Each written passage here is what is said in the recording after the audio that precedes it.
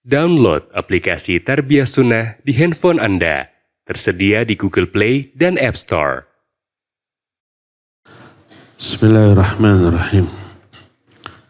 Assalamualaikum warahmatullahi wabarakatuh.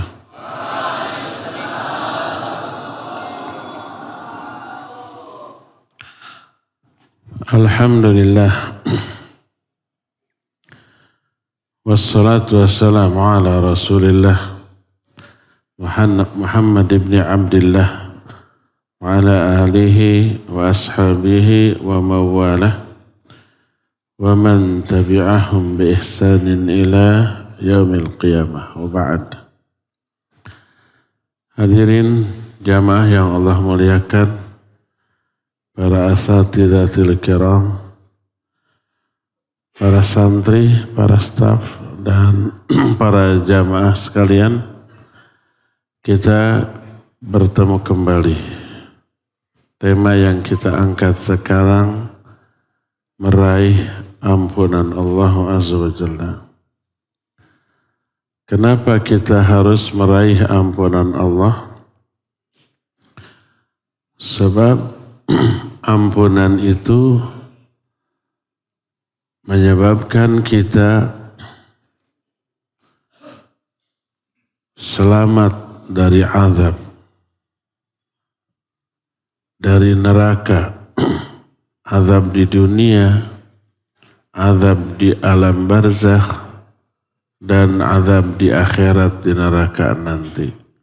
Penyebab diazabnya seseorang karena dosa, karena maksiat, baik dosa dalam bentuk mengabaikan perintah Allah ataupun karena melanggar larangan Allah.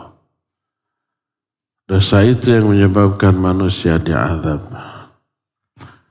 Untuk menghapusnya diperlukan ampunan dari Allah Azza wa Jalla. Makanya cari ampunan Allah dan jangan ditunda, jangan dinanti-nanti, keburu azab turun. Sebab azab Allah tidak hanya di akhirat tapi juga di dunia.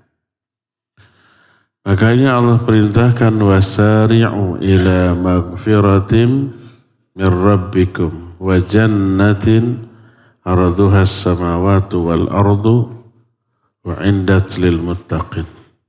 Bersegeralah kalian menuju ampunan Allah dan menuju surga yang luasnya seluas langit dan bumi, disiapkan untuk orang-orang yang bertakwa. Itu di surah Ali Imran. Di surah Al-Hadid sedikit lafaznya berbeda. Wasabiqu ila maghfiratim mir rabbikum wa jannatin arduha ka ardis samai wal ardi u'iddat lilladzina amanu billahi wa rusulih. Berlombalah, kalau tadi bersegera, ini berlomba menuju ampunan Allah dan menuju surga. Baik bersegera ataupun berlomba maknanya sama. Cepat-cepat, jangan ditunda-tunda, jangan dinanti-nanti. Kata orang Sunda mah tong lengle, tong talangke, tong hararese, bisi diteke sebab bikin bete. Catat. Itu artinya jangan ditunda-tunda, jangan taswif. Segera. Kalau kita berdosa, segera hapus. Bisi keburu kita mati sebelum terhapus, atau bisi keburu azab Allah turun. Dan itu bukan satu-satunya efek buruk dari dosa, bukan sekedar diazab. Tapi dosa itu dampak buruknya tuh banyak, membuat hati keras, hati tidak lembut, membuat malas beribadah, membuat semangat bermaksiat, membuat tidak tersentuh dengan bacaan Quran, dengan wejangan dan seterusnya, itu efek buruk dari dosa. Makanya cepat hapus, raih ampunan Allah Subhanahu wa ta'ala. Maka setelah terhapus, terbebas kita dari api neraka. Terus kalau terbebas dari api neraka, dengan rahmat Allah, Allah memasukkan kita ke dalam surga. Itulah kebahagiaan yang hakiki, keberuntungan yang sangat besar, dan kesuksesan yang sesungguh-sungguhnya. Faman zuhziha 'anil nar wa udkhilal jannah faqad faza. Siapa orang yang dijauhkan dari api neraka, dimasukkan ke dalam surga, maka sungguh dia telah berbahagia, dia telah beruntung. Nah, sekarang bagaimana caranya agar kita bisa memperoleh ampunan Allah? Ada banyak cara. Dimulai dari yang paling dahsyat terlebih dahulu. Yaitu apa? Sebuah hadis, dan ini hadis kursi, diterima dari Anas bin Malik radhiyallahu an. Dia berkata, sami'tu Rasulullah sallallahu alaihi wa alihi wasallam yaqul, qala Allah tabaraka wa ta'ala. Kata Anas, aku mendengar Rasul sallallahu alaihi wasallam bersabda. Kata Rasul alaihi salatu wasallam, Allah berfirman. Apa kata Allah? Ya bna Adam, innaka ma da'utani wa rajautani ghafartu laka ala ma kana fika wala ubali. Ini satu. Pertama kata Allah, hai Bani Adam, selama kamu berdoa kepadaku dan berharap kepadaku, aku akan ampuni kamu apapun dosa yang kamu lakukan dan aku tidak peduli. Ini yang pertama. Kedua, kata Allah, ya bna Adam, lau balagat dunubuka ana as-sama, thumma astaghfartani ghafartu laka wala ubali. Hei anak Adam, seandainya dosa-dosamu menutupi langit. Langit kan besar luas, tertutupi oleh dosa kita. Menunjukkan dosa kita tuh seandainya banyak, saking banyaknya langit yang besar dan luas tertutupi, tapi kemudian kamu minta ampun kepadaku, istighfar, aku akan ampuni dosa-dosa kamu dan aku tidak peduli. Ini yang kedua. Ketiga, masih kata Allah lanjutan dari hadis qudsi ini. Ya bna Adam, innaka law ataitani biqurabil ardi khataya thumma laqitani la tusyriku bi syai'a la taituka biqurabiha maghfiratan.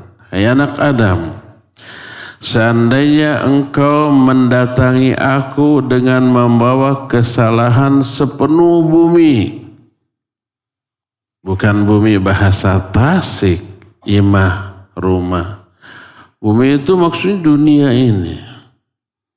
Seandainya kamu mendatangi aku dengan membawa dosa sepenuh dunia ini, tapi kemudian kamu mendatangi aku dalam keadaan tidak menyekutukan aku dengan sesuatu pun, tidak musyrik alias bertauhid, aku akan mendatangi kamu dengan membawa ampunan sepenuh bumi pula terhapus. Nah, hadis ini menunjukkan ada 3 yang bisa menghapus dosa. Bukan 3-3-nya, penghapus dosa yang lain banyak yang diterangkan dalam ayat dan hadis lain. Tapi dalam hadis ini ada 3 penghapus dosa. Pertama, hai Bani Adam, selama kamu berdoa kepadaku, berharap kepadaku, aku akan ampuni kamu apapun dosa yang kamu lakukan dan aku tidak peduli. Hadis ini menunjukkan salah satu penghapus dosa adalah berdoa dan berharap kepada Allah Azza wa Jalla. Oleh karena itu perbanyaklah doa. Mau dikabulkan mau tidak itu doa, dengan berdoa aja itu sudah diampuni dosa kita. Selain dapat pahala. Kenapa dapat pahala? Karena melaksanakan perintah Allah. Allah berfirman, "Ud'uni astajib lakum." Berdoalah kalian kepadaku. Aku akan kabulkan doa kalian. Ini perintah Allah. Ketika perintah ini dilaksanakan, berarti itu ibadah. Itu ketaatan, dapat pahala, menggugurkan dosa. Terus hubungan kita dengan Allah lebih dekat.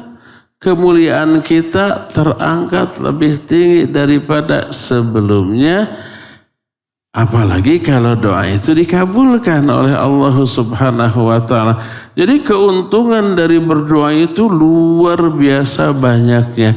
Tapi salah satu di antaranya adalah diampuninya dosa-dosa kita. Makanya berbanyak doa. Jangan fikirkan dulu apakah ini mau dikabulkan oleh Allah ataukah tidak. Jangan difikirkan.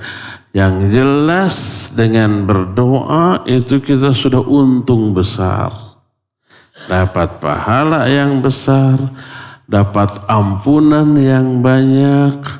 Terus hubungan kita dengan Allah tambah dekat.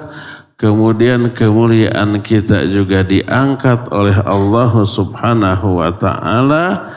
Dapat rahmat dari Allah, dapat ridha dari Allah dan seabrek keuntungan lainnya. Makanya Umar bin Khattab radhiyallahu anhu pernah menyatakan, aku tidak mengkhawatirkan doaku dikabul atau tidak oleh Allah.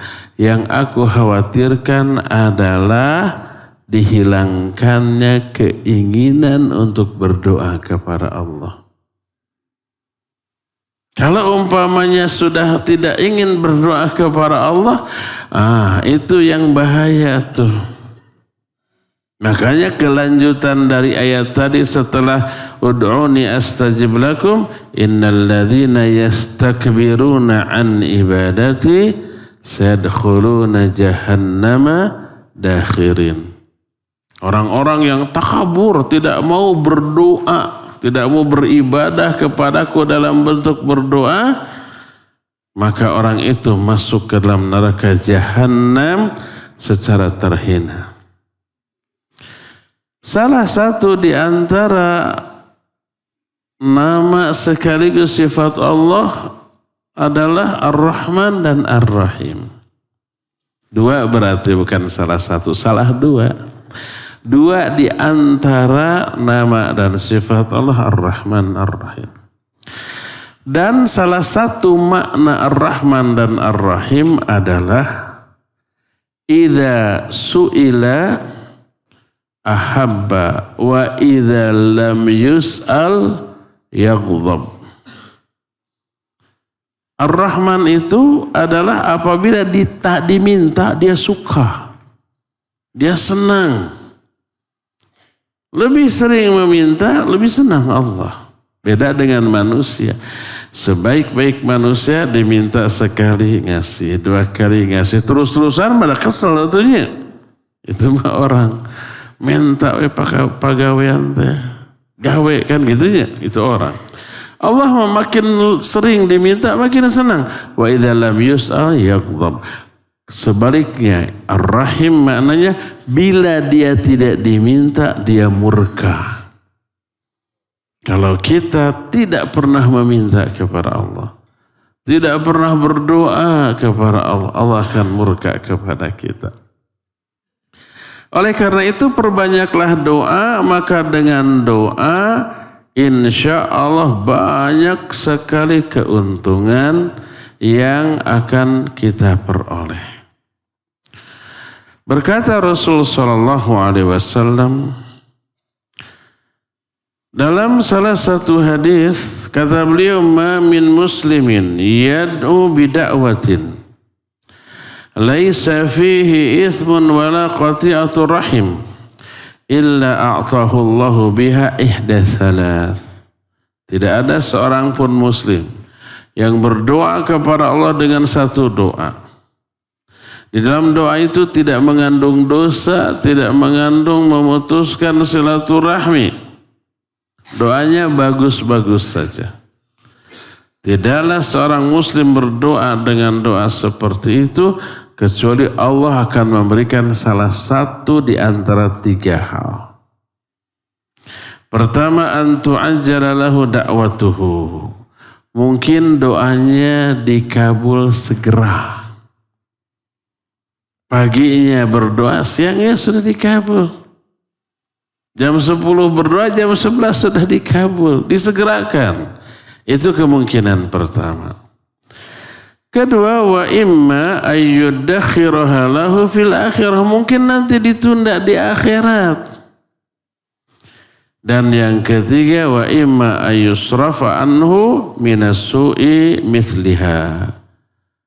Mungkin akan dipalingkan dari orang itu keburukan yang sebanding dengan isi doanya.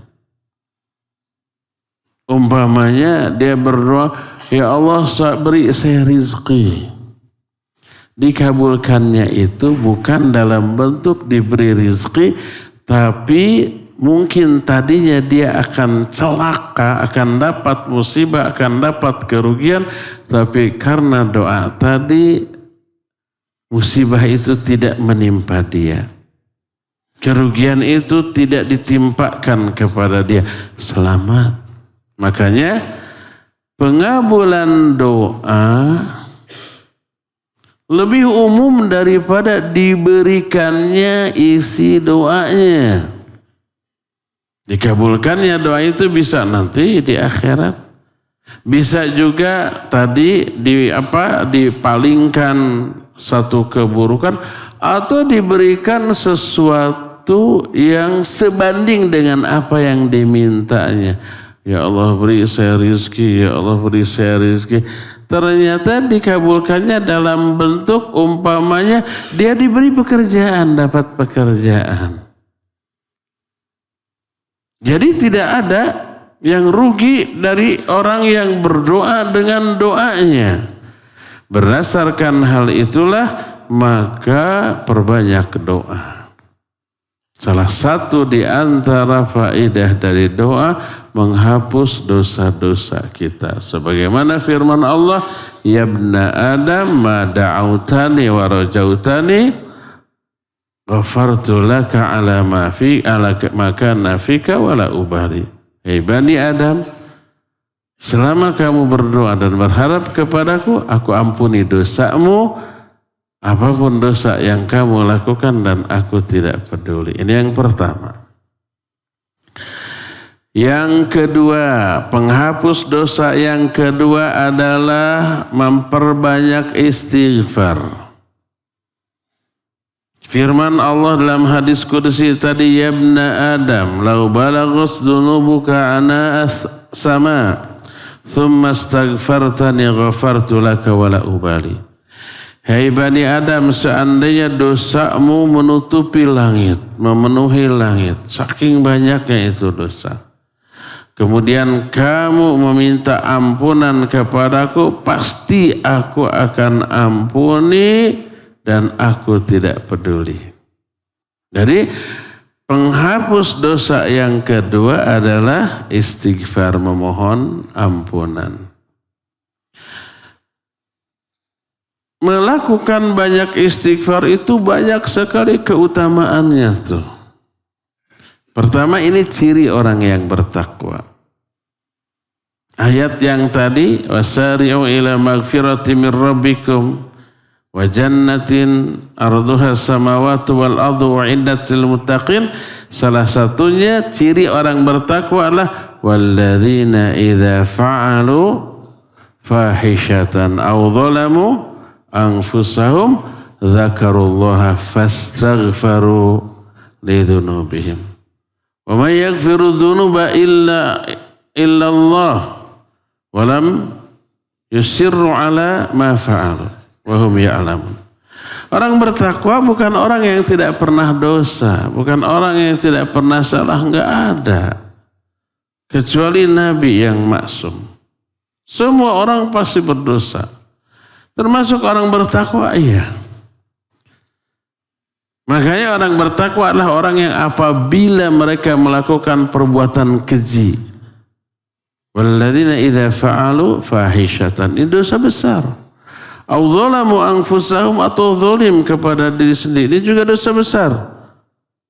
Zakarullaha. Mereka cepat ingat kepada Allah dan minta ampun. Beristighfar atas dosa-dosanya. Ini karakteristik orang-orang yang bertakwa. Ini yang pertama, keutamaan istighfar pertama adalah merupakan ciri orang bertakwa. Kedua, ternyata istighfar itu mengundang keuntungan duniawi. Apa saja keuntungan dunia? Memperlancar rizki, mengundang turunnya rizki. Sebagaimana firman Allah dalam surah Nuh. Allah berfirman, فَقُلْتُ اسْتَغْفِرُوا رَبَّكُمْ إِنَّهُ كَانَ غَفَّارًا. Terus, يُرْسِلِ السَّمَاءَ عَلَيْكُمْ مِدْرَارًا وَيُمْدِدْكُمْ بِأَمْوَالٍ وَبَنِينَ وَيَجْعَلْ لَكُمْ جَنَّاتٍ وَيَجْعَلْ لَكُمْ أَنْهَارًا. Surah Al-Baqarah apa Al-Ikhlas tadi teh? Surah Nuh.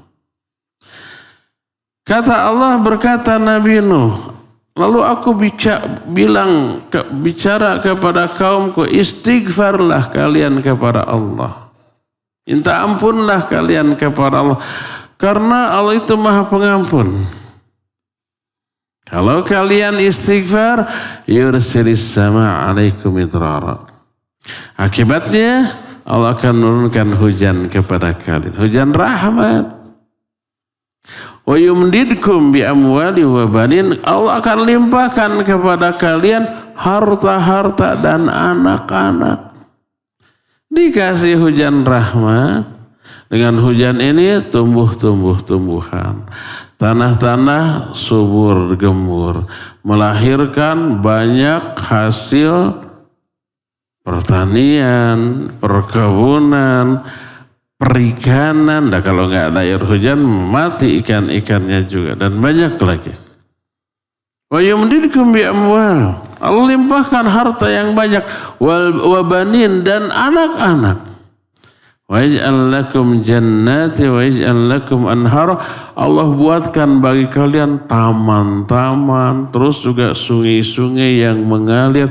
Pokoknya lingkungan hidup menjadi asri, menjadi enak, sejuk, dan menyenangkan untuk kita nikmati di dunia. Ini akibat istighfar. Dan ini adalah keuntungan duniawi. Makanya datang orang kepada Imam Hasan al-Basri rahimahullah, ngeluh, wahai Imam, saya sudah mencari rezeki kesana kemari nggak dapat. Apa kata Imam Hasan al-Basri? Perbanyak istighfar. Datang lagi. Di daerah saya paceklik, lama nggak hujan. Apa kata beliau? Banyak istighfar. Ada lagi datang, ini tazawwajtu wa lam yurzaq li walad. Aku sudah lama nikah tapi nggak dikasih anak juga. Gimana? Apa kata Imam Hasan al-Basri? Fa'alaika bil istighfar. Lakukan istighfar. 3 kasus yang berbeda, solusinya satu, yaitu istighfar. Begitu tiga-tiganya pergi, murid-muridnya nanya, kenapa 3 masalah jawabannya sama? Istighfar kuncinya. Lalu Imam Hasan Al-Basri menyatakan, tidakkah kalian dengar firman Allah, faqultu astaghfiru rabbakum innahu kana ghaffara yursilis samaa 'alaikum midrara, sampai akhir dari ayat tersebut. Dan ini keuntungan dunia akibat dari istighfar. Oleh karena itu di dalam salah satu hadis Nabi SAW menyatakan, man aktsara minal istighfar, siapa orang yang memperbanyak istighfar, ja'alallahu lahu min kulli dhayyikin makhraja wa min kulli hammin faraja wa razaqahu Allahu min haitsu la yahtasib. Siapa orang yang memperbanyak istighfar, maka kata Allah, Allah akan jadikan bagi orang itu jalan keluar dari setiap kesempitan hidup. Allah akan berikan kebahagiaan setiap kali dia mengalami kesedihan, dan Allah akan memberi rizki kepada orang itu yang tidak disangka-sangka. Jadi ternyata istighfar itu faidahnya itu luar biasa banyaknya. Pertama, istighfar karakter orang yang bertakwa. Kedua, istighfar menjadi penyebab turunnya hujan yang menjadi rahmat. Yang ketiga, istighfar menyebabkan orang jadi banyak anak-anak. Salah satu di antara ilajul aqim yang dibahas oleh para ulama adalah memperbanyak istighfar. Aqim itu mandul. Apa pengobatan bagi orang yang mandul yang gak punya anak? Perbanyak istighfar, perbanyak sedekah. Seorang sahabat bertanya, ya Rasulullah, ini tazawwajtu walam yurzaq li walad. Wahai Rasulullah, aku sudah lama nikah tapi gak punya anak. Apa kata Rasul SAW? Aina anta min kathratil istighfar was sadaqat. Kenapa kamu tidak memperbanyak istighfar dan sedekah? Fafa'ala. Lalu oleh orang itu dilakukan banyak istighfar, banyak sedekah. Apa akibatnya?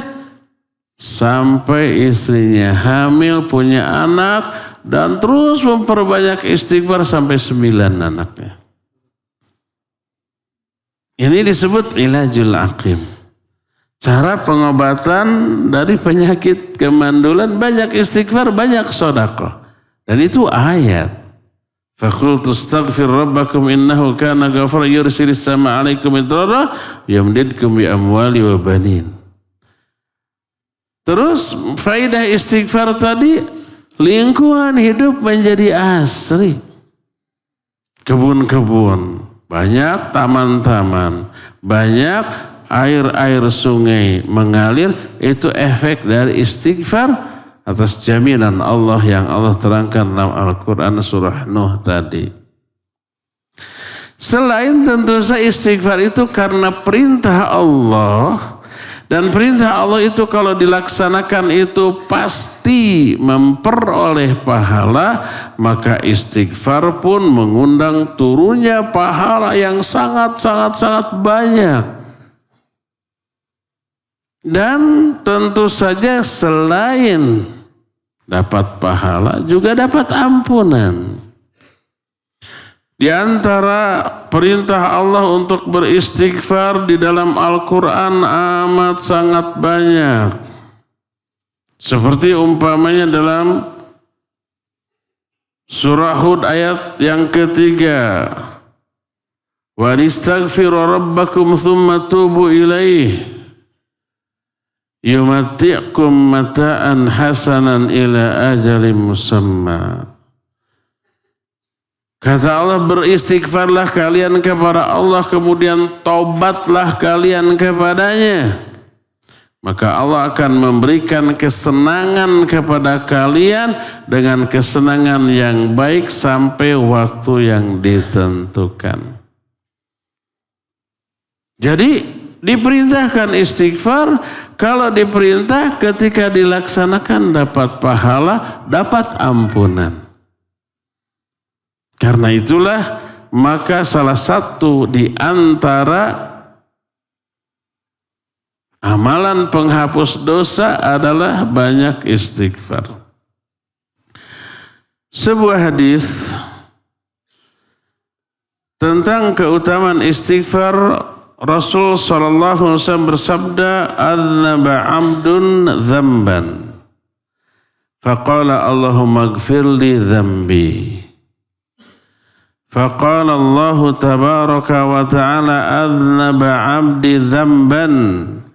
فعلم أن له ربا يغفر الذنب ويأخذ بالذنب ثم عاد فأذنب فقال أي ربي اغفر لي ذنبي فقال تبارك وتعالى أذنب عبدي ذنبا فعلم أن له ربا يغفر الذنب ويأخذ بالذنب ثم عاد فأذنب فقال أي رب اغفر لي ذنبي فقال تبارك وتعالى أذنب عبدي ذنبا فعلم أن له ربا يغفر الذنب ويأخذ بالذنب اعمل ما شئت فقد غفرت لك. Ada seorang hamba berdosa. Lalu setelah itu dia bertobat dengan mengatakan, "Ya Allah, ampuni dosa-dosaku." Apa kata Allah? Allah berfirman, "Hambaku telah melakukan satu dosa, tapi dia mengetahui bahwa dia memiliki Rabb yang maha pengampun dosa dan mungkin bisa menghukum karena dosa, tapi dia lebih memilih minta ampunan." Lalu ternyata dia berdosa lagi yang kedua kali. Setelah berdosa, "Ya Allah, ampuni dosa-dosaku." Kata Allah, "Hambaku telah berdosa, tapi dia tahu bahwa dia punya Rabb yang maha pengampun dosa." Terus dia mengulang yang ketiga kali, sama minta ampun. Apa kata Allah? "I'mal ma syi'ta faqad ghafartu lak." Lakukan apapun maumu, aku telah mengampuni dosa-dosamu. Ini maha pengampunnya Allah subhanahu wa ta'ala. Apa boleh gitu orang dosa, tobat, dosa, tobat, dosa, tobat sampai puluhan kali? Apakah itu tidak mempermainkan Allah gitu? Ketika ditanya masalah ini, bagaimana kalau seseorang berdosa lalu bertobat? Setelah tobat melakukan dosa lagi, tobat lagi. Terus berdosa lagi, apakah diterima enggak tobatnya? Syekh Muhammad bin Shalih Al-Utsaimin rahimahullahu ta'ala menjawab, kalau orang itu berdosa lalu tobat, dan tobatnya benar, tobat nasuha, ya ayyuhalladzina amanu tubu ilallahi taubatan nasuha, asa rabbukum ayyukaffira ankum sayyi'atikum wa yudkhilakum jannat. Tobatnya tobat nasuha. Tobat nasuha itu tobat yang memenuhi 7 syarat. Pertama, dia berhenti dari dosa itu. Kedua, menyesal. Ketiga, bertekad tidak mengulang kembali. Bertekad ya. Bukan tidak mengulang kembali, tapi bertekad tidak mengulang kembali. Keempat, kalau dosanya berkaitan dengan hak orang lain, kembalikan hak itu. Kelima, cepat lakukan taubatnya sebelum sakaratul maut. Keenam, cepat lakukan taubatnya sebelum matahari terbit dari barat. Saya nggak memperhatikan. Tadi dari timur, dari barat matahari. Masih timur, Pak. Yakin? Berarti masih terbuka pintu taubat. Kalau sudah dari barat, tutup. Tobatnya nggak diterima lagi. Itu syarat keberapa? Keenam. Terakhir yang ketujuh, tobatnya wajib ikhlas karena Allah. Bukan karena orang, bukan karena kepentingan dunia. Umpama penjudi, pencopet, perampok. Saya mau tobat dari judi, tobat dari rampok. Asal sok tunjang saya 10 juta sebulan, saya akan berhenti. Itu mah bukan karena Allah ya. 7, ini tobatan nasuhan. Kalau orang sudah dosa lalu tobat dengan memenuhi 7 syarat ini, dosanya diampuni. Ternyata sebulan kemudian dia mengulang dosa yang sama tanpa direncanakan. Tadi kan salah satu syarat tobat bertekad tidak mengulang. Sudah benar-benar tekad, saya kapok gak akan mengulang lagi. Sebulan kemudian iman turun, fitnahnya besar, terkondisi oleh suasana, terpengaruh oleh teman, mengulang lagi tanpa direncanakan. Maka ini dosa baru yang wajib ditobati lagi tanpa merusak tobatnya yang lama. Tobat yang lama sah karena sudah memenuhi syarat yang 7 tadi. Maka ini dosa baru. Makanya tidak ada syarat tobat itu tidak mengulang kembali. Nggak ada. Yang ada bertekad tidak mengulang kembali. Dan dia sudah bertekad, saya kapok nggak akan ngulang-ngulang lagi. Berencana menjauhi semuanya. Nggak ada rencana mengulang. Sah tobatnya. Kalau ternyata terjerumus lagi ke dalam dosa yang sama tanpa direncanakan, itu dosa baru yang wajib ditobati lagi tanpa merusak tobatnya yang pertama tadi. Kecuali kalau memang dia ada rencana, menyesal, berhenti, minta maaf gitu ya, segera dilakukan, ikhlas, tapi dalam hati, nanti bulan depan lagi, itu mah tidak sah. Karena ada rencana mengulang kembali. Atau umpamanya judi. Habis, tobat. Kenapa? Habis uangnya. Tapi nanti kalau ada lagi uang, pasang lagi. Itu mah tidak sah tobatnya. Atau umpamanya mabuk, narkoba, atau merokok. Lalu kena penyakit paru atau jantung, saya tobat. Gak mau lagi mabuk, gak mau lagi merokok gitu ya. Karena apa? Karena ini sesak. Tapi dalam hati kalau sembuh lagi mah melenyun aja lagi. Maka itu tidak sah tobatnya. Karena memiliki rencana mengulang kembali. Hadis ini yang diterangkan tadi, seorang hamba berdosa, tobat ya. Oleh Allah diampuni, mengulang lagi, tobat lagi. Itu tobatnya benar-benar tobat. Yang nasuha memenuhi 7 syarat tadi. Tapi dia terjerumus lagi tanpa direncanakan, tanpa disengaja, terkondisi oleh suasana, mungkin. Lalu tobat lagi dan diterima oleh Allah Azza wa Jalla. Jadi inilah keutamaan dari istighfar. Karena itulah maka tak heran kalau Rasul SAW dalam sehari istighfar kepada Allah sampai dalam satu riwayat 70 kali, dalam riwayat lain sampai 100 kali. Berkata Rasul SAW, wallahi inni la astaghfirullah wa atubu ilaih fil yaum akthar min 70 marrah. Demi Allah, dalam sehari aku istighfar dan tobat kepada Allah lebih dari 70 kali. Dalam riwayat lain akthar min mi'ah marrah, lebih dari 100 kali. Inilah cara kedua memperoleh ampunan, yaitu memperbanyak istighfar. Yang ketiga, ini yang luar biasa nih. Yang ketiga yang bisa menjadi penyebab diampuninya dosa-dosa kita adalah tauhid. Mengesahkan Allah dalam hal ibadah. Tidak menyekutukan Allah dengan sesuatu pun. Tidak berbuat syirik baik kecil apalagi besar. Tauhid ini menyebabkan diampuninya dosa-dosa seorang hamba. Salah satu dalilnya hadis yang sedang kita bahas. Allah berfirman, "Ya ibna Adam, innaka law ataitani bi qurabil ardi khataya, thumma laqitani la tusyriku bi syai'a, la ataituka bi qurabiha maghfiratan."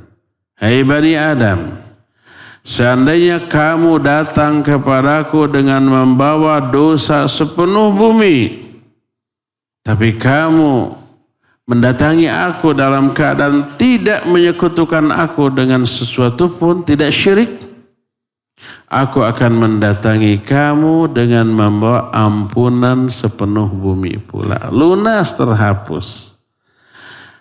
Ini menunjukkan keutamaan tauhid bisa menghapus banyak dosa. Dan ketika ada ustaz di sini, entah saya atau yang lain pernah membahas fadlu tauhid, keutamaan tauhid. Salah satu di antara keutamaan tauhid adalah penghapus dosa. Salah satu dalilnya ini nih. Pernah dibahas sebuah hadis yang disebut dengan hadis bitaqah. Apa bitaqah?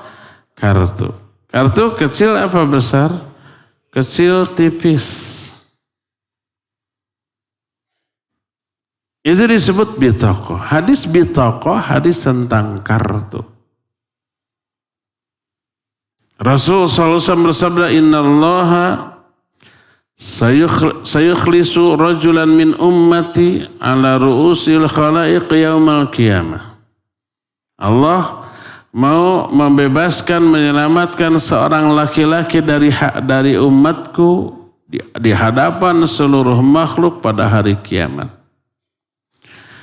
Dikeluarkanlah di hadapan orang itu 99 lembar yang berisi catatan dosa dan kesalahan dia. Satu lembarnya sejauh mata memandang. Besar. Isinya dosa. Ada 99 lembar. Kebayang gak banyaknya dosa orang itu? Bukan tiap hari lagi, mungkin tiap jam, tiap menit dia berdosa. Sampai dosanya numpuk segede itu. Oleh Allah Azza wa Jalla ditanya, "Ata'rifu dzamba kadza?" Kamu mengakui dosa-dosa ini? Dia menjawab, "Iya, semua ini saya lakukan." Atau malaikat pencatatku zalim kepadamu, ada dosa yang tidak dilakukan tapi kok dicatat. Dijawab, enggak ada. Malaikat enggak mungkin zalim, enggak mungkin salah. Alaka udhrun aw hasanah? Apakah kamu punya uzur atau punya hasanah? Kebaikan yang bisa menghapus dosa ini, sebab innal hasanati yudhibnas sayyi'at. Kebaikan itu pahala, ibadah, amal soleh bisa menghapus dosa-dosa. Kamu punya hasanat yang bisa menghapus semua dosa itu? Orang itu menjawab, "Tidak ya Allah." Oh, sudah pasrahlah, sudah mau babak belur nih, dosanya banyak, nggak ada yang bisa menghapusnya gitu. Apa kata Allah? "Bala innalaka indana hasanah." Ya, kamu menurut kami punya satu kebaikan. Dikeluarkanlah bitaqah, kartu tipis kecil. Di dalamnya tertulis, "Asyhadu an la ilaha illallah wa asyhadu anna Muhammadar Rasulullah." 2 kalimat syahadat. Orang itu bertanya, "Ya Allah, apa maksud ini 99 lembar catatan dan satu bitaqah ini, kata Allah, la zulma alaikal yaum. Tidak ada kezaliman atasmu pada hari ini. Ditimbanglah. Disimpan bitaqah atau kartu di satu daun timbangan. Dan 99 lembar buku catatan dosa dia disimpan di daun timbangan yang lain. Kalau menurut perhitungan kita, kartu kecil tipis, ini gede sejauh mata memandang loh. Dan 99 jilid atau lembar, pasti harusnya berat kepada dosa. Tapi apa yang terjadi? Fatashatis sijilat wa thaqulatil bitaqah. Ringanlah lembaran catatan dosa tadi dan beratlah kartu itu. Kata Rasul sallallahu alaihi wasallam, tidak ada yang bisa lebih berat daripada nama Allah. Apa maknanya? Kalau ditimbang fa amma man thaqulat mawazinu fahuwa fi 'ishatir radiyah. Orang yang berat timbangan amal kebaikannya, dia akan berada dalam kehidupan yang senang, ridho dia, bahagia dan gembira. Gimana kesalahannya? Terhapus. Nah, ini menunjukkan satu bitaqah kecil yang isi kalimat tauhid menghapus dosa-dosa yang sangat besar. Hebatnya tauhid seperti itu. Makanya pernah berkata Nabi Musa alaihi salatu wassalam, Rabbi alimni kalimatan ad'uka biha. Ya Allah, ajarkan kepadaku satu kalimat yang aku akan berdoa denganmu dengan kalimat ini. Apa kata Allah Azza wa Jalla? Qul ya Musa la ilaha illallah. Katakan oleh Muhai Musa, la ilaha illallah. Nabi Musa berkata, Rabbi kullu ibadika yaqulunahu. Ya Allah, semua hambamu mengatakan kalimah ini. Jadi Nabi Musa ingin kalimah yang belum pernah diajarkan kepada siapapun, khusus untuk dirinya. Kalau la ilaha illallah, semua orang yang beriman mengatakannya. Apa kata Allah? Ya Musa, lau anna samawati sab'a wa ma fihinna wal ardina sab'a wa ma fihinna wudi'at fi kiffatin wa la ilaha illallah fi kiffatin. Hai Musa, seandainya langit yang 7 beserta isinya, bumi yang 7 beserta isinya, disimpan, ditaruh di satu daun timbangan, dan la ilaha illallah disimpan di daun timbangan yang lainnya, niscaya lebih berat kepada la ilaha illallah. Maknanya, kebaikan tauhid yang difahami, diyakini dan diaplikasikan itu mengakibatkan pahalanya lebih berat daripada langit dan bumi 7 lapis. Ketika itu ditimbang. Bayangkan kalau dosa kita ditimbang, apakah dosa kita lebih berat dari langit yang 7 dan bumi yang 7? Ya, mungkin di bawah itu. Seandainya dosa kita memenuhi langit, memenuhi bumi, bahkan dosa kita sebanyak 7 lapis langit, 7 lapis bumi, niscaya akan kalah dengan beratnya pahala yang lahir dari tauhid. Innal hasanati yudhibnas sayyi'at. Pahala kebaikan-kebaikan dari ibadah, dari amal soleh, apalagi dari tauhid itu bisa menghapus dosa-dosa. Karena itulah maka Allah Azza wa Jalla berfirman dalam hadis kursi ini, Ya ibna Adam, lau ataitani Bikurabil ardi khataya thumma laqitani la tusyriku bi syai'a la ataituka bikurabiha maghfiratan. Hai Bani Adam, kalau kamu menjumpai aku di hari kiamat nanti dengan membawa kesalahan sepenuh bumi, tapi kamu tidak menyekutukan aku dengan suatu pun selama hidup, aku akan datang kepadamu dengan membawa ampunan sepenuh bumi pula, lunas semuanya, terhapus semua dosa. Karena apa? Karena tauhid. Karena tidak melakukan perbuatan syirik tadi. Lihat betapa hebat dan dahsyatnya pengaruh dari tauhid dalam hal apa? Dalam hal menghapus dosa. Inilah 3 amalan yang diterangkan di dalam hadis ini yang bisa menghapus dosa, yang bisa meraih ampunan Allah. Yang pertama apa tadi? Berdoa dan berharap. Kedua, memperbanyak istighfar.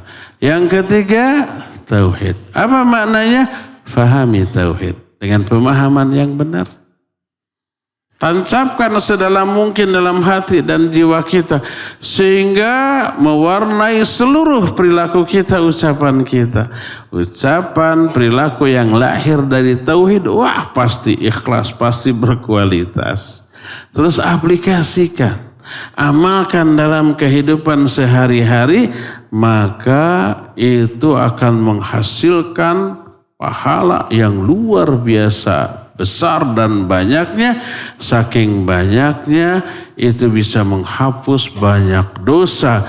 Bahkan timbangan kebaikan dari tauhid lebih berat daripada 7 lapis langit dan 7 lapis bumi. Ini 3 amalan penghapus dosa. Keempat, sholat. Sholat itu luar biasa. Dan tidak hanya sholatnya, tapi juga seluruh aktivitas yang berkaitan dengan sholat. Itu menghapus dosa. Pertama, sebelum sholat kita ngapain dulu? Wudu. Wudu itu menghapus dosa. Sebagaimana diterangkan dalam hadis yang diterima dari Abu Hurairah radhiyallahu anhu. Berkata Rasulullah sallallahu alaihi wasallam, "Ala adullukum ala ma yamhu Allahu bihi al-khataya wa yarfa'u bihi darajat?" Qalu bala ya Rasulullah. Mau enggak aku tunjukkan kepada kalian amalan yang bisa menghapus dosa dan meningkatkan derajat? Kata para sahabat, mau ya Rasulullah.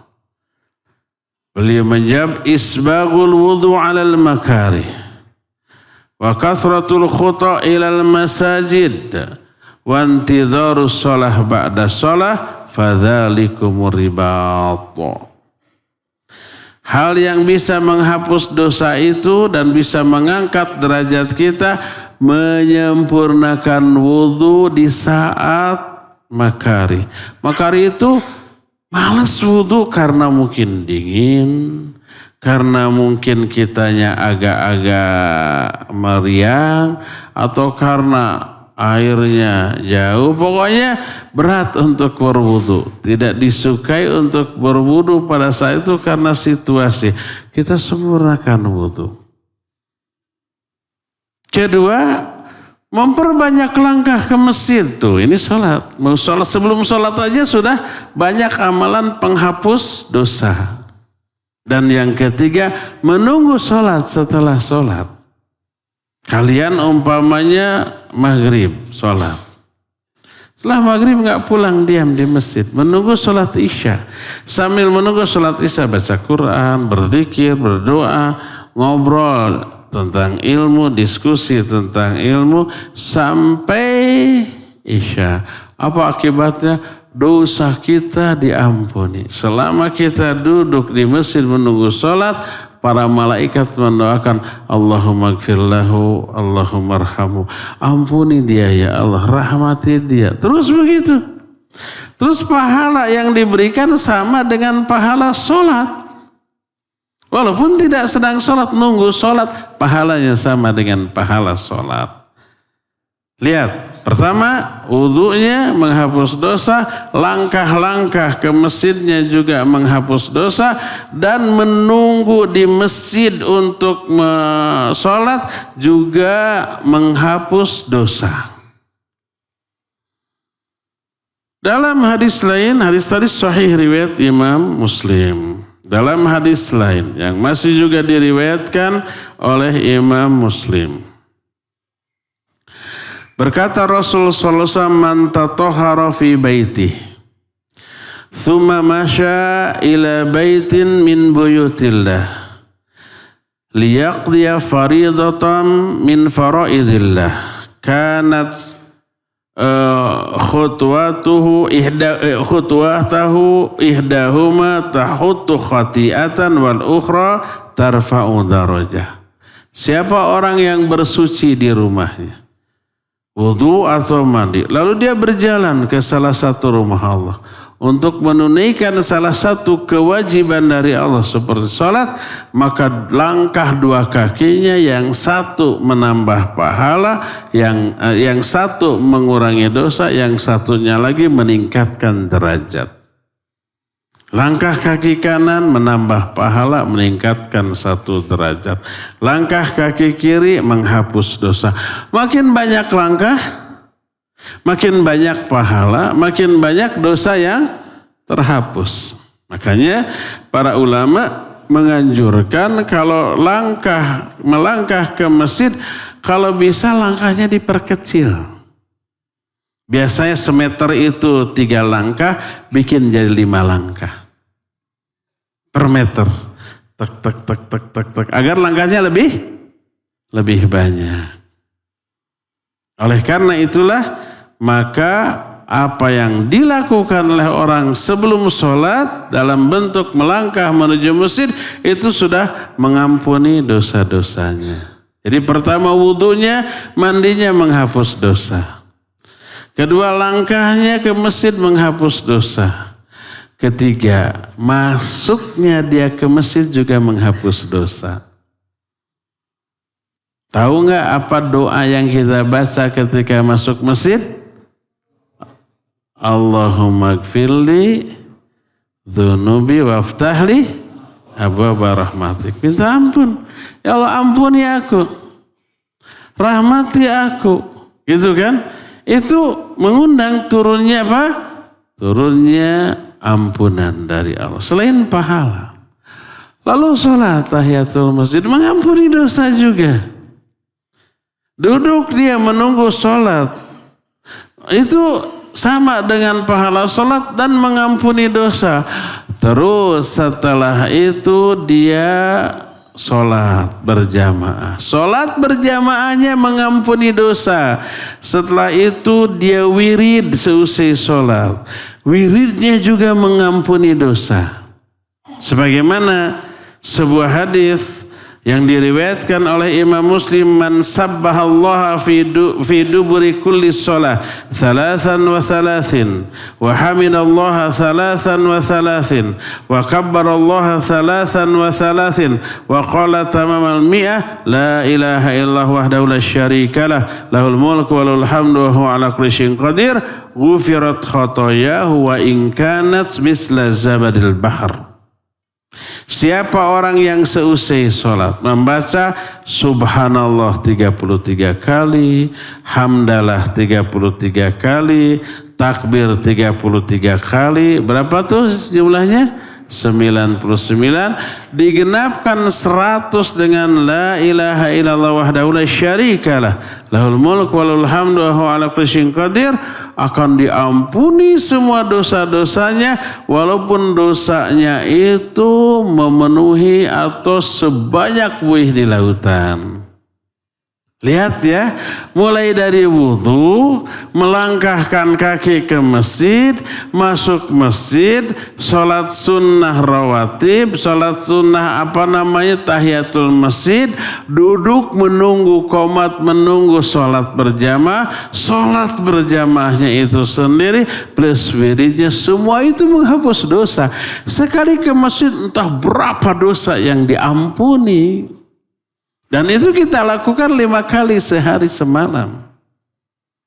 Maka idealnya setiap hari minimal 5 kali dosa-dosa kita ini dihapus oleh Allah dalam jumlah yang sangat banyak. Karena semua aktivitas yang berkaitan dengan sholat semuanya menghapus dosa. Inilah penghapus dosa yang keberapa? Keempat, yaitu sholat dan semua aktivitas amalan yang berkaitan dengan sholat semuanya menghapus dosa, ya.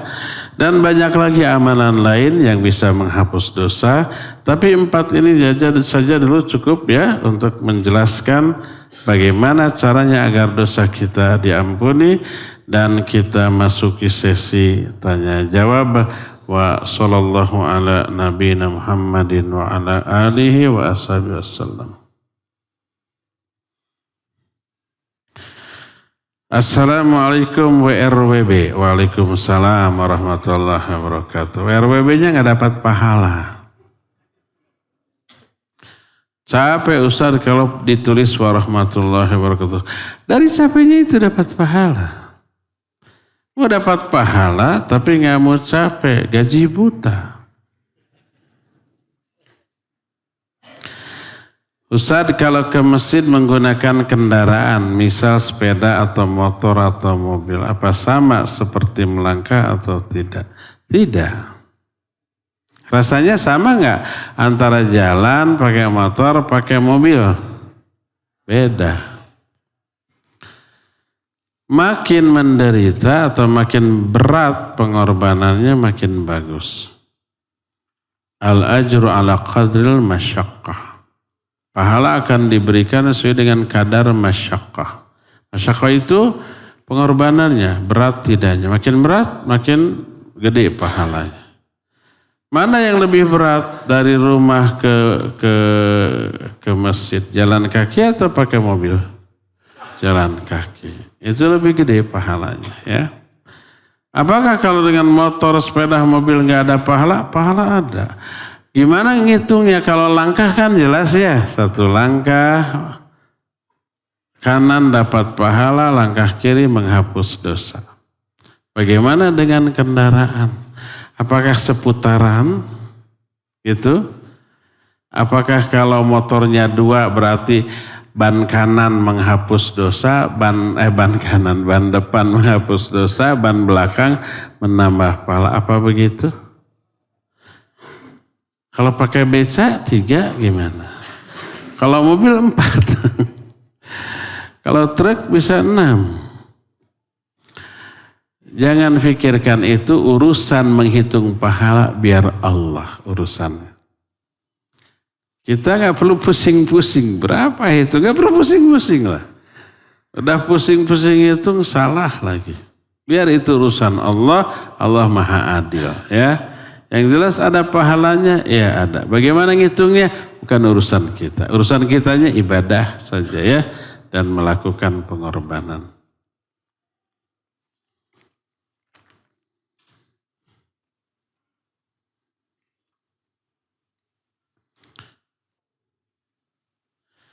Apakah ketika kita sudah tobat, amalan tersebut tetap dihisab?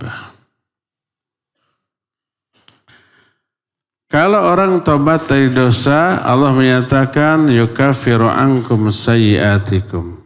Allah akan menghapus kesalahan-kesalahan dari diri-diri kalian. Apa yang dihapus? 3. Pertama, catatan dosa itu dihapus. Kedua, azab yang tadinya akan diberikan karena dosa itu dihapus. Ketiga, athar sayyi'ah minadz-dzunub. Dampak buruk dari dosa. Apa dampak buruknya? Hati keras, ya. Semangat ibadah menurun. Sekali ibadah hambar ibadahnya. Kepada dosa dan maksiat semangat. Itu dampak buruk dari dosa. Itu juga dihapus. Nanti ibadah semangat lagi. Ibadahnya nikmat lagi. Nah, walaupun ada catatan itu sampai di akhirat, tapi kemudian diampuni oleh Allah Azza wa Jalla. Seperti hadis bitokoh tadi, catatan dosa itu kan ada ya sampai di akhirat. Tapi kemudian terhapus karena tauhid. Suatu saat ada hadis lain Nabi SAW menerangkan ada salah satu umatku yang dipanggil oleh Allah, kemudian Allah tutupkan sater, gordeng gitu penutup. Orang lain nggak dengar, ya nggak tahu. Lalu Allah membuka catatan amal orang itu. Allah bertanya, ata'rifu dzamba kadza fi yaumi kadza? Kamu mengakui dosamu ini di hari ini? Orang itu menjawab, bala ya Rabbi. Semua dosa diungkit.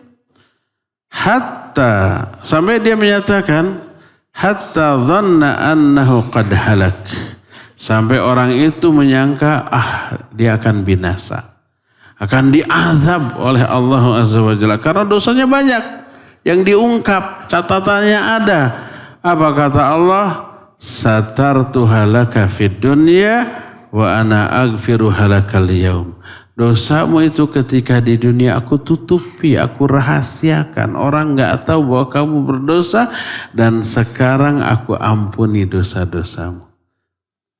Di dunia dirahasiakan, di akhirat diampuni, tapi catatan itu masih ada dan dibuka, diberitahukan dulu. Tapi kemudian diampuni oleh Allah Azza wa Jalla dan tidak diazab. Itulah yang disebut dengan maghfirah. Maghfirah itu bukan sekedar ampunan, tapi maghfirah itu dosa orang tersebut di dunia ditutup, dirahasiakan oleh Allah, dan di akhirat tidak diazab. Itu maghfirah, ya.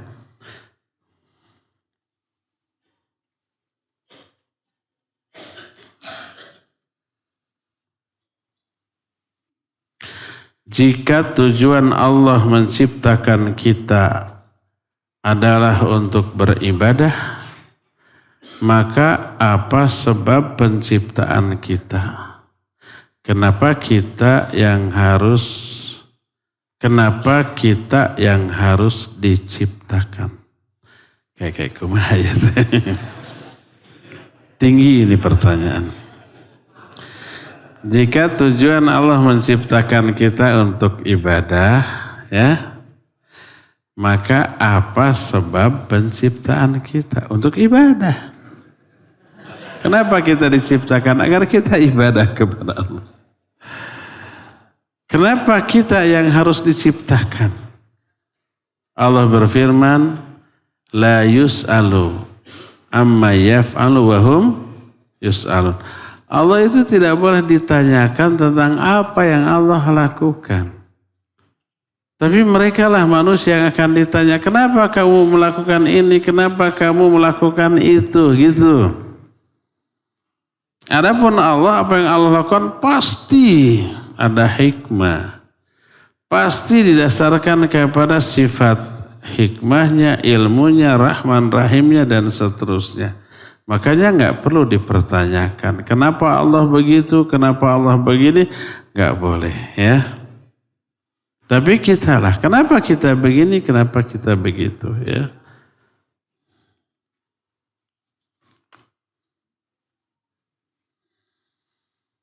Tadi disebutkan jika kita menunggu sholat, setelah sholat maka malaikat akan memintakan kepada Allah agar menghapus dosa kita. Pertanyaan, Bagaimana jika kita menunggu, kita tidak melakukan amal baik apapun, malah ngobrol dengan teman, contoh perihal dunia dan bukan akhirat.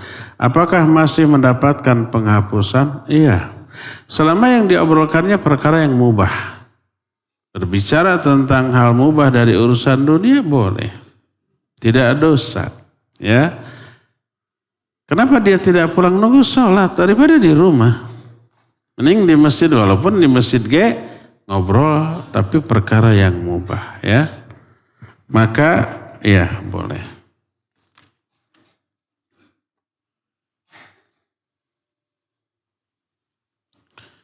Ustaz, mohon nasihat dalam menghadapi tetangga yang sakti. Sakti kumaha itu. Diberi atau memberi salam, bahkan untuk sekedar senyum pun sulit. Itu bukan sakti, itu judes. Kayak bisa aya cileh, bisa salah baca.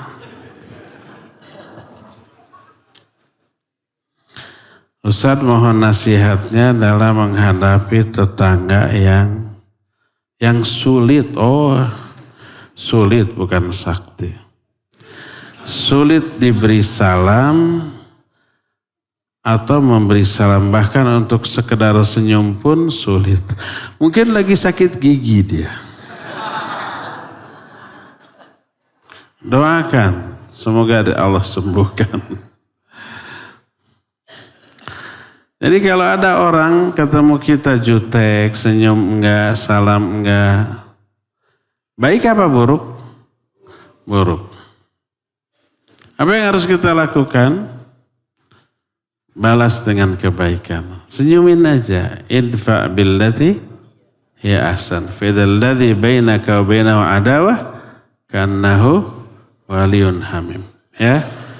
Baik-baikin aja dia. Juteknya dia, dosa dia. Senyumnya kita, ramahnya kita kepada dia, pahala bagi kita ya.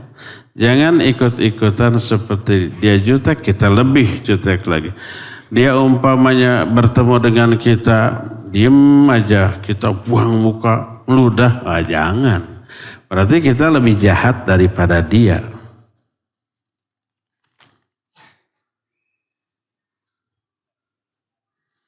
Tapi coba teliti, apa dia ke kita aja, apa ke semua orang? Kalau ke semua orang berarti karakter dia memang nyebelin.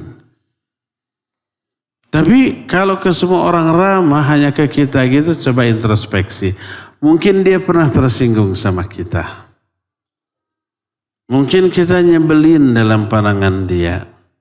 Mungkin kita pernah berbuat salah kepada dia. Introspeksi, ingat-ingat, atau tanya, barangkali saya pernah ada salah sampai manyun begitu. Kalau sudah ketemu, gentle, akui, minta maaf ya, dan tetap berbuat baik kepada dia.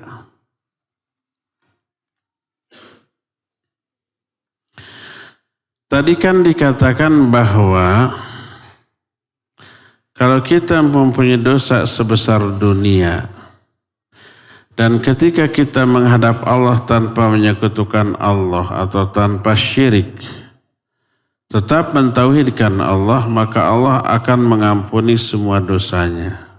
Pertanyaan, jika kita membawa dosa, dosanya tidak sholat 5 waktu dengan sengaja, apakah dosanya akan diampuni oleh Allah? Iya. Kalau orang meninggalkan sholat, ulama ikhtilaf. Kalau dia meninggalkan sholatnya karena mengingkari kewajibannya, seluruh ulama sepakat dia murtad, keluar dari Islam. Kenapa kamu nggak sholat? Ngapain capek-capek? Gak ada manfaatnya. Umpamanya kufur dia, murtad dia. Tapi kalau dia tidak sholatnya karena hawa nafsu, dia yakin sholat wajib dan merasa dosa, ya doakannya semoga Allah ngasih hidayah sholat gitu. Ulama ikhtilaf, sebagian menyatakan kafir, walaupun masih mengakuinya, mengakui kewajiban sholat. Salah satu yang berpendapat demikian Syekh Al-Utsaimin rahimahullah. Tapi jumhur ulama menyatakan dia masih muslim. Muslim, tapi muslim yang berdosa besar. Ya. Nah, apakah kalau ada orang tidak sholat, tapi dia tidak musyrik, apakah dosa sholatnya diampuni? Allah Azza wa Jalla berfirman, Inna Allah la yaghfiru ayyushraka bihi wa yaghfiru ma duna dzalika liman yasha. Allah tidak akan mengampuni dosa syirik. Kalau dosa syirik tidak ditaubati, terbawa mati, udah neraka selama-lamanya. Tapi mengampuni dosa selain syirik, walaupun terbawa mati dan tidak ditobati. Apakah bagi semua orang? Tidak. Liman yasha, bagi orang-orang yang Allah kehendaki. Ada orang dosa selain syirik, terbawa mati, tidak ditobati, ada yang diampuni, ada yang tidak. Tidak semua orang dosanya diampuni, tidak. Terus siapa yang diampuni dan siapa yang tidak? Yang diampuni adalah pertama orang yang banyak melakukan kebaikan. Orang pokoknya yang banyak melakukan amalan penghapus dosa seperti kebaikan, seperti infak dan sedekah, seperti sabar, seperti ditimpa banyak musibah, itu dosa-dosanya terampuni. Berapa jumlah dosa yang terampuni sesuai dengan kadar kebaikannya, kadar kesabarannya. Makin banyak dan makin hebat kadar kebaikannya, makin besar dosa yang diampuni. Dosanya sebesar apa tergantung jenis dosanya. Dan dosa terbesar setelah syirik dan kufur adalah meninggalkan sholat. Makanya Imam Az-Zahabi di dalam kitab Al-Kabair, ini urutan dosa besar, lebih dari 70 jenis dosa. Yang pertama adalah syirik dan kufur, yang kedua tarkus sholat, meninggalkan sholat. Meninggalkan sholat itu dosanya lebih besar daripada merampok, mencuri, membunuh, dan seterusnya. Kenapa? Kalau merampok mencuri itu yang diambil hak sesama makhluk, hak sesama manusia. Adapun tidak sholat, mereka tidak menunaikan hak Allah. Karena itulah dosanya lebih besar daripada mengambil hak sesama manusia. Karena itulah maka dosa meninggalkan sholat itu tidak ada bandingannya. Tidak akan terhapus oleh amal baik apapun secara keseluruhan. Mungkin sebagian dosanya terhapus, tapi tidak keseluruhan. Oleh karena itu yang dimaksud dengan orang akan diampuni dosanya selain dosa syirik, tidak bagi semua orang, tapi liman yasha, bagi orang-orang yang Allah kehendaki. Di antaranya orang yang banyak melakukan kebaikan, banyak bertobat, banyak istighfar, banyak infak dan sedekah dan seterusnya. Tapi kalau dosanya kegedean seperti tadi, meninggalkan sholat, meninggalkan rukun Islam, tidak sholat, tidak saum Ramadan, tidak haji padahal sudah terkena kewajiban, wah itu mah susah menghapusnya dengan amal ibadah apapun ya. Maka jangan tinggalkan sholat.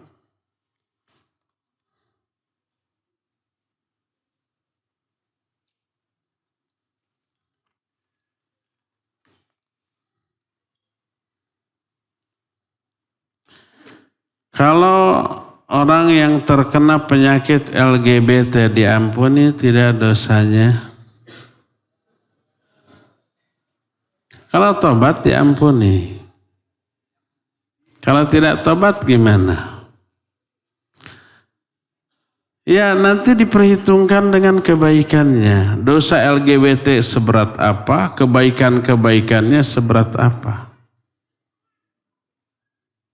Tapi kan tauhid tadi menghapus dosa. Kadar tauhidnya sehebat apa? Kadar tauhid orang beda-beda. Ada yang hebat tauhidnya, ada yang setengahnya, ada seperempatnya, ada yang sedikit. Nah, makin sedikit kadar tauhid, makin sedikit dosa yang bisa terhapus oleh kadar tauhidnya. Tinggal itu saja. Dosa LGBT segede apa, kebaikannya segede apa ditimbang nanti. Kalau masih lebih berat ke dosa, kena dengan ayat wa amma man khaffat mawazinuh fa ummuhu hawiyah, ya. Semua dosa, tidak hanya LGBT, ya.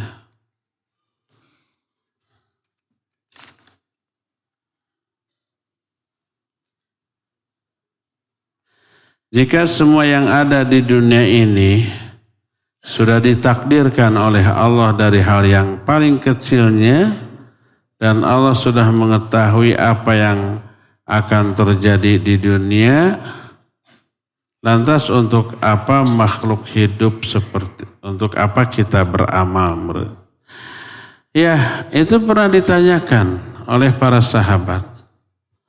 Kalau semua sudah ditakdirkan sampai ke surga ke neraka sudah, untuk apa kita beramal?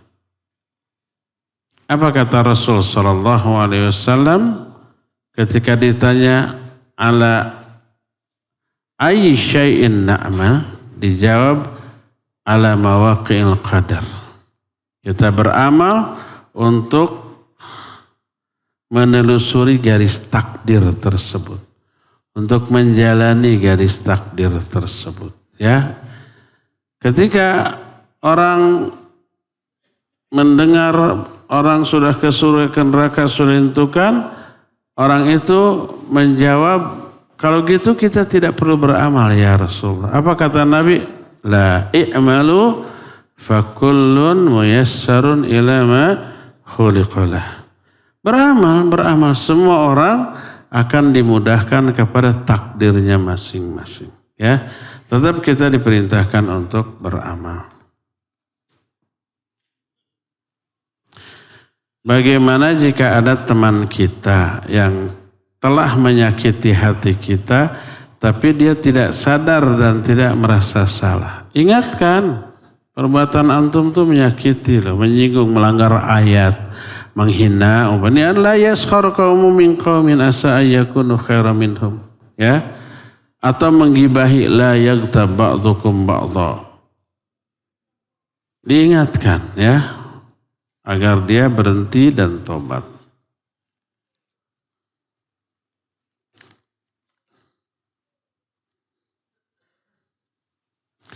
Apakah sholat kita diterima jika kita tidak membaca surat lain selain Al-Fatihah? Sah sholatnya. Begitu takbir langsung Fatihah, langsung ruku. Sah tidak? Sah, ya. Karena iftitah baca surat itu hukumnya sunnah. Sholatnya batal atau tidak? Tidak batal. Sholatnya tetap sah. Diterima atau tidak? Tergantung kadar kualitas sholat dia. Ketika baca Fatihah dihayati apa tidak, ya. Ketika rukunya, sujudnya dan seterusnya. Tapi sholatnya sah kalau hanya membaca Al-Fatihah saja.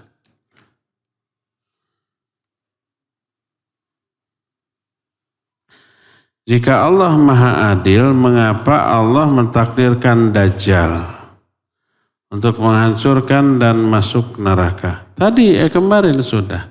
Kenapa Allah ciptakan iblis? Kenapa Allah ciptakan Dajjal? Kenapa Allah menghendaki keburukan, syirik, kufur, bid'ah, dan seterusnya? Itu pertama sebagai ujian bagi kita, ya. Yang keduanya, dari adanya Dajjal, adanya iblis, adanya keburukan, lahir kebaikan yang banyak. Lahir tobat, lahir amar ma'ruf nahi munkar, lahir dakwah, lahir jihad, lahir mati syahid. Itu kemarin sudah dijelaskan, ya.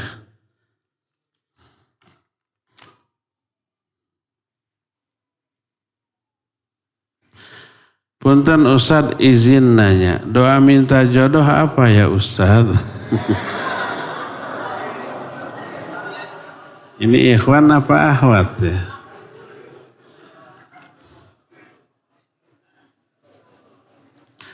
Ya banyak.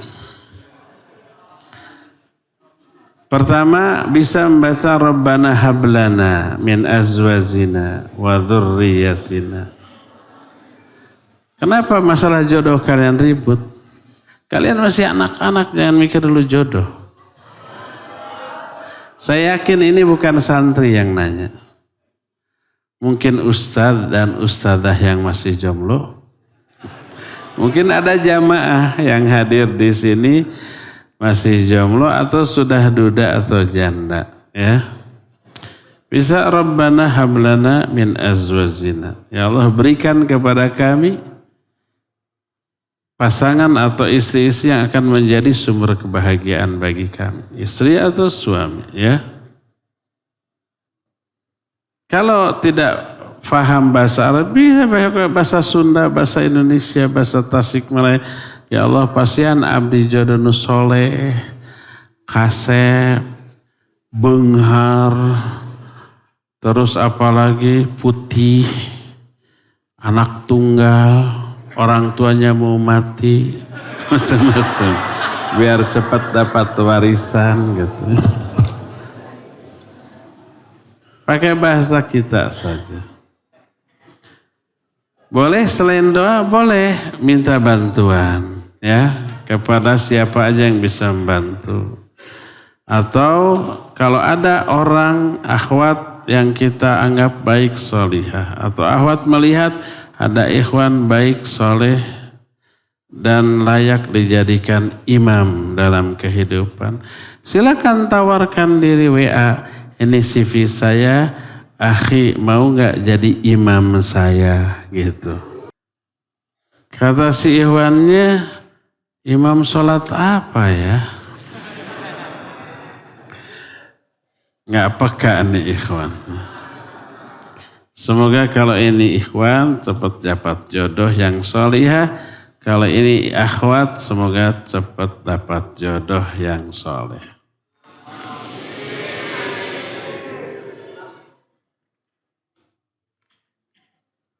Terakhir, bagaimana agar kita tahu bahwa tobat kita diterima oleh Allah atau tidak? Lihat aja efek dari tobat itu. Apakah setelah tobat itu kita ada perubahan ke arah yang lebih baik?